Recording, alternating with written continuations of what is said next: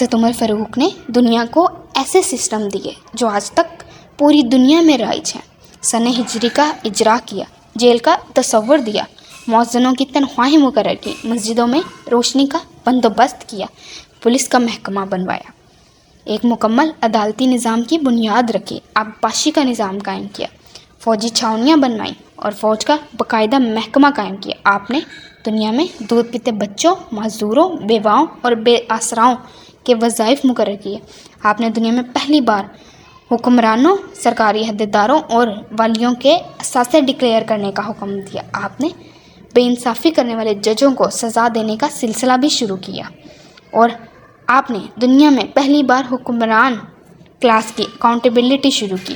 آپ راتوں کو تجارتی قافلوں کی نگرانی کرتے تھے۔ آپ نے فرمایا، جو حکمران عدل کرتے ہیں وہ راتوں کو بے خوف سوتے ہیں۔ آپ کا فرمان تھا کہ قوم کا سردار قوم کا سچا خادم ہوتا ہے۔ آپ کی مہر پر لکھا تھا، عمر نصیحت کے لیے موت ہی کافی ہے۔ آپ کے دسترخوان پر کبھی 2 سالن نہیں رکھے گئے۔ آپ زمین پر سر کے نیچے اینٹ رکھ کر سو جاتے تھے۔ سفر کے دوران جہاں نیند آ جاتی تھی، کسی درخت پر چادر تان کر سایہ کر لیتے اور سو جاتے، اور رات کو ننگی زمین پر دراز ہو جاتے۔ آپ کے کرتے پر 14 پیوند تھے، اور ان پیوندوں میں ایک سرخ چمڑے کا پیوند بھی تھا۔ آپ موٹا کھردرا کپڑا پہنتے۔ آپ کو نرم اور باریک کپڑے سے نفرت تھی۔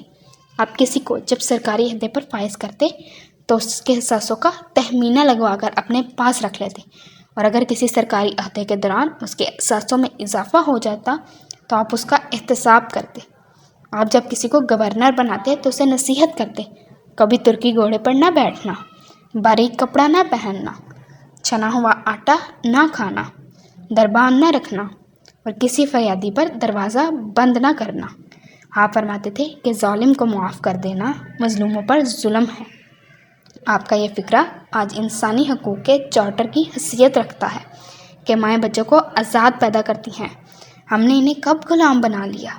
فرمایا، میں اکثر سوچتا ہوں اور حیران ہوتا ہوں کہ عمر بدل کیسے گیا۔ آپ اسلامی دنیا کے پہلے خلیفہ تھے جنہیں امیر المومنین کا خطاب دیا گیا۔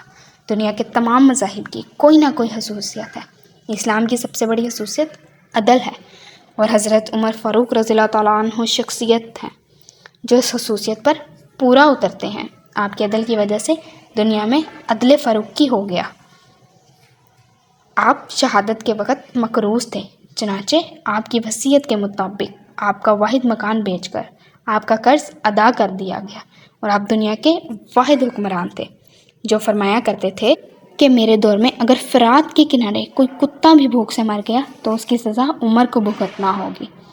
آپ کے عدل کی یہ حالت تھی کہ آپ کا انتقال ہوا تو آپ کی سلطنت کے دور دراز علاقے کا ایک چرواہا بھاگتا ہوا آیا اور چیخ کر بولا، لوگوں، حضرت عمر فاروق رضی اللہ تعالیٰ عنہ کا انتقال ہو گیا۔ لوگوں نے حیرت سے پوچھا، تم مدینے سے ہزاروں میل دور جنگل میں ہو، تمہیں اس سانحے کی اطلاع کس نے دی؟ چرواہا بولا، جب تک حضرت عمر فاروق رضی اللہ تعالیٰ عنہ زندہ تھے میری بھیڑیں جنگل میں بے خوف پھرتی تھیں اور کوئی درندہ ان کی طرف آنکھ اٹھا کر نہیں دیکھتا تھا، لیکن آج پہلی بار ایک بھیڑیا میری بھیڑ کا بچہ اٹھا کر لے گیا۔ میں نے بھیڑیے کی جرأت سے جان لیا کہ آج دنیا میں حضرت عمر فاروق رضی اللہ تعالیٰ عنہ موجود نہیں ہیں۔ حضرت عمر فاروق رضی اللہ تعالیٰ عنہ نے اپنے دور میں جس خطے میں اسلام کا جھنڈا بھجوایا، وہاں سے آج بھی اللہ اکبر کی صدائیں آتی ہیں۔ وہاں آج بھی لوگ اللہ کے سامنے سجدہ کرتے ہیں۔ دنیا میں الیگزینڈر کا نام صرف داستانوں میں سمٹ کر رہ گیا، جبکہ عمر فاروق رضی اللہ تعالیٰ عنہ کے بنائے گئے نظام دنیا کے 245 ممالک میں کسی نہ کسی شکل میں موجود ہیں۔ آج بھی جب کسی ڈاک خانے سے کوئی خط نکلتا ہے، کوئی پولیس کا سپاہی وردی پہنتا ہے، کوئی فوجی نمایاں 6 ماہ بعد چھٹی پر جاتا ہے، یا پھر کسی حکومت سے کسی معذور بچے، بیوہ یا بے آسرا کو وظیفہ ملتا ہے، تو وہ معاشرہ، وہ سوسائٹی بے اختیار حضرت عمر فاروق رضی اللہ تعالیٰ عنہ کو عظیم تسلیم کرتی ہے۔